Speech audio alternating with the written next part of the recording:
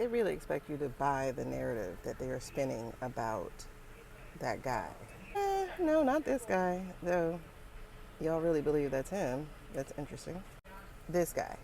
So you're going to tell me that this incredibly smart guy, a person of compassion and empathy, someone who is not just intelligent, but also educated, like extremely intelligent and extremely educated, someone who invented a non-violent streaming game called Boredom, someone who the media, especially I won't say it, has described as a lone wolf whack job before it was even established that he was actually working alone. Someone who was immediately labeled as a person who hates Christians. I mean, that's literally one of the things they talked about immediately was he hates Christians, he hates Christians. But, you know, the narrative actually doesn't fit, especially when the narrative is being spun by the Tangerine stand-in and CBS. And we already know how problematic that particular station is, right? And these are the things that they have labeled to paint this guy as crazy, is because he's anti an idiot. And then they're saying he's anti-Christian. We're going to come back to that in a second. And then they also labeled him this way because he attended one of y'all poster parties that y'all have once a quarter. Now hold that Christian thing. I'll have to come back to that in a second. But the narrative here is also that this guy was carrying a really long metal piece, a hand piece, and then multiple sharp pieces when he stormed the checkpoint. That's the narrative. But have you watched the video? Hold that for a second, because we're going to see the video. And then they said this really smart guy who's living at home with his parents, and he lives in California. They're saying he traveled to Chicago, then traveled to Washington, then got a stay inside of the same hotel that should have been locked down. But let's not even talk about the security or lack of security that was at this event, right? And they can't really label him a liberal, whatever they like to do, because he's not even registered, even though, yes, he did give $25 to the Lotus, but he's not registered as any particular party. He's a registered voter, but he's not with any particular party. So they can't throw that at him, but you saw what they did. Okay, so again, I want you to pay attention to the narrative they're spinning, because it says here that they were firing as he ran towards the ballroom. You see that highlighted thing? This was spun by ABC as late as yesterday. Again, they're saying that the video showed that he was charging, like that he was going into the dinner. Mind you, he's on a different floor, and they're saying he was shooting as he ran. We're gonna watch the video. But again, this is the guy who went to a conference for the aging and designed a new way to make wheelchairs safer. So again, compassion, empathy, intelligence, educated. And then you have this other part to the story that doesn't fit what they showed, which is that the Secret Service agent stormed the stage and rushed the guy who's not supposed to be there. Note, they named him first. But according to video, he was not taken off first. The second was done first. Because once again, this narrative is not fitting what we literally saw. It says here that he charged past security and opened fire on a Secret Service agent. The security video shows the Secret Service quickly tackling him. Let's roll that beautiful bean footage because I'm tired of this narrative. Lieutenant Hudson, you monitoring this there? Very cool.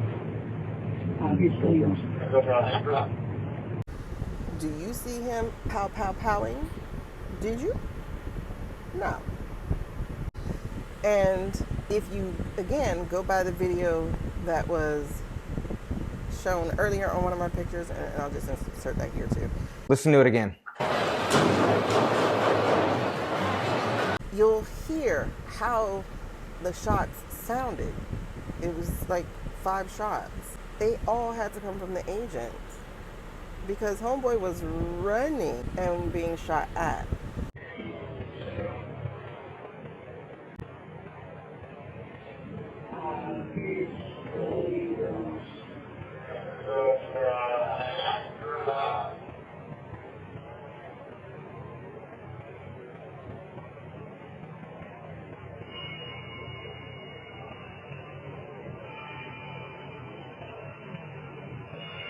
So unless this superhuman speed guy suddenly turned around and pulled a salt move, an Angelina Jolie move, well, how is he doing that?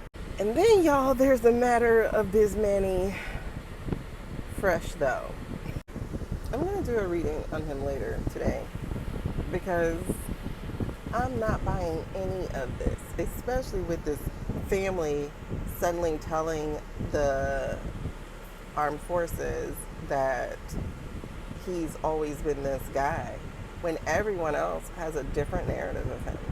Every single other person has a different narrative of him. And yet, for some reason, the sister who lives, or brother who lives in this other place, they know who this guy is. Listen, can people change? Absolutely. Can people be radicalized? Look around. Look around. Hell, I'm radicalized after Trayvon Martin when I realized how entrenched racism is in our society to the point where my understanding is that some people will never see us as human and don't think we deserve anything. And these apps continue to share that knowledge from people who reveal their ignorance the minute they open their mouth to say that they are black fatigued. Always co-opting a phrase that has nothing to do with what they're talking about.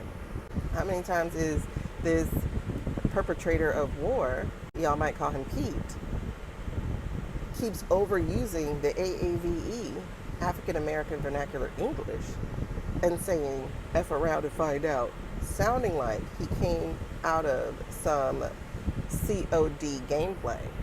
So he's supposed to be your friendly neighborhood Spider-Man? I'm sorry, friendly federal whatever? And then you have the brother saying that he called the police in Connecticut once he saw the message, this Manny Fresh though. And that call came 2 hours afterwards.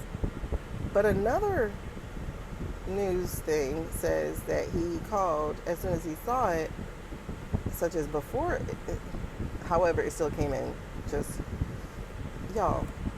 Then you have Drunken Piro say that it is clear he was trying to do as much harm and as much damage as he could. Homeboy was not even on the floor. And as someone else who is well known with logistics pointed out, even the armed forces had a hard time getting to the administration because they had to get through tables and climb over this and climb over that. So homeboy never would have even got in there.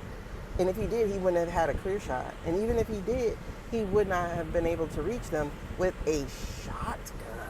Are you serious? It was so far away.